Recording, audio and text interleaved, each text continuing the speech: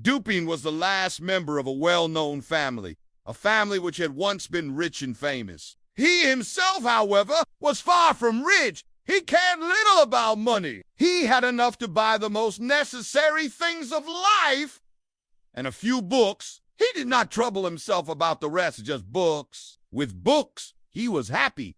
We first met when we were both trying to find the same book, as it was a book which few had ever heard of. This chance brought us together in an old bookstore. Later, we met again in the same store, then again in another bookstore. Soon we began to talk. I was surprised, too, and I was deeply interested in the family history, he told me.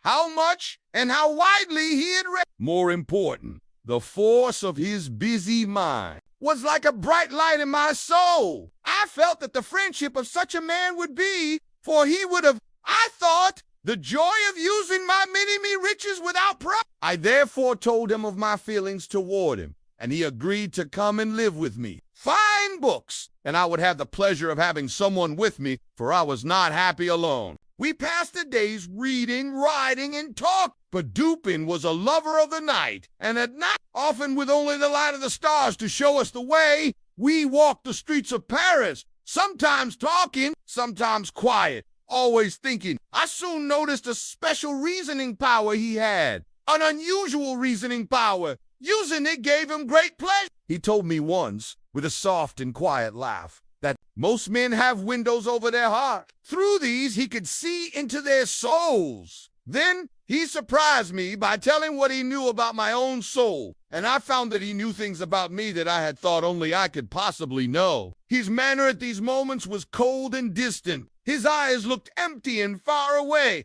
and his voice became high and nervous. At such times it seemed to me that I saw not just a Dupin, but two Dupins. One who coldly put things together, and another who just as coldly took them apart. One night, we were walking down one of Paris's long and dirty streets. Both of us were busy with our thoughts. Neither had spoken for perhaps 15 minutes. Seemed as if we had each forgotten that the other was there, at his side. I soon learned, I said, that Dupin had not forgotten me. However, suddenly he said, "You're right. He is a very little fellow. That's true. And he would be more of this. Of course. Seemed to me quite natural." For a few seconds I continued successful if he acted in lighter, less serious plays. Yes, there can be no doubt of that.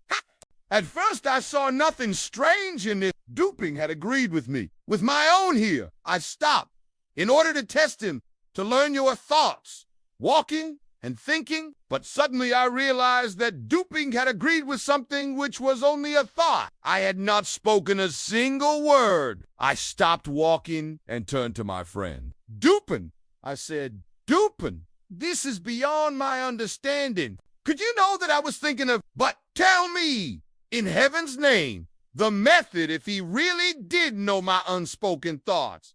How did I know you were thinking of Chantilly? Why do you stop thinking that Chantilly is too small for the plays in which he acts?"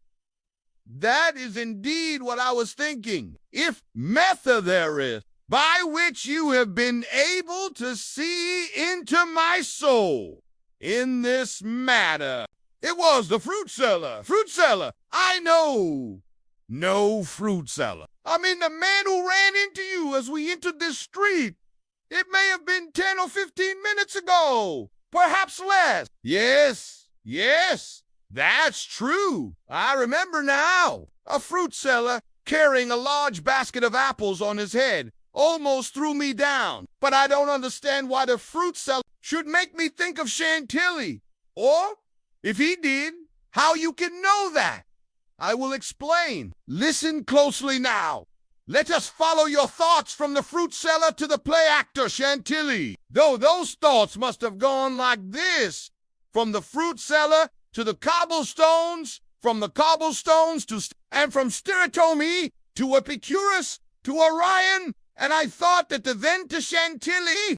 As we turned into this street, the fruit seller, walking very quickly past us, ran against you and made you step on some cobblestones which had not been put down evenly, and I could see that the stones had hurt your foot. You spoke a few angry words to yourself and continued walking. But you kept looking down at the cobblestones in the street, so I knew you were still thinking of stones. Then we came to a small street where they are putting down street stones, which they have cut in a new and very special way. Here, your face became brighter, and I saw your lips move. I could not doubt that you were saying the word stereotomy name for this new way of cutting stones. It is a strange word, isn't it? But you remembered that we read about it in the newspaper only yesterday. Word stereotomy must make you think of that old Greek writer named Epicurus who wrote of something he called atoms. He believed that the world and everything in the heavens above are made of these atoms.